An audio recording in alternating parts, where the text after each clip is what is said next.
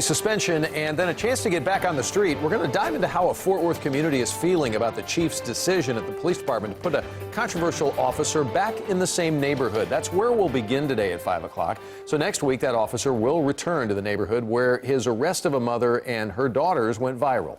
RC Pickett is live now on that very block where this happened to find out.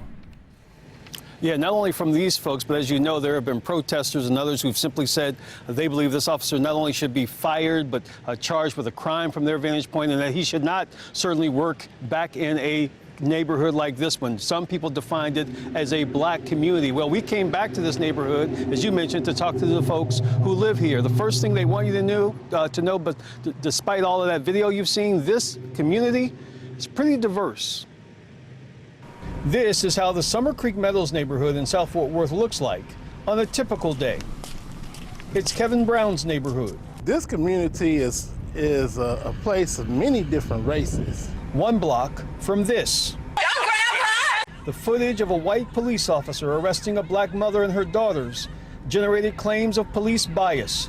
The officer, William Martin, received a 10-day suspension for use of excessive force and being disrespectful. The police chief issued an order for Martin to get back into the neighborhood and to reestablish some of the relationships that we feel were damaged by what we saw on that video. Kevin Brown and 2 other residents of this community were asked if the police officer could be trusted with public safety here after Fort Worth PD's issued suspension. He didn't do anything that I feel like was a racist thing that would keep him from us in this community. He has made a mistake, and give him the opportunity, to, rectify that mistake by, doing the right thing. There's no history, there's no record of any kind of recurring incidents, to my knowledge, which may be limited, as to any kind of abuses or any type of pattern or history of this type of police action or activity.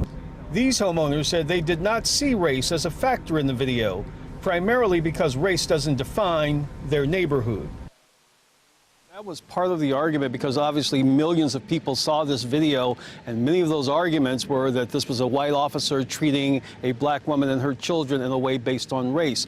The folks we talked to here, and obviously we can't talk to everyone, but those individuals we did speak to say the only thing they saw that was black and white was an indication of both individuals being overheated, becoming emotional. They don't see this as racial and say that this officer is going to be suspended, probably should be, but not fired.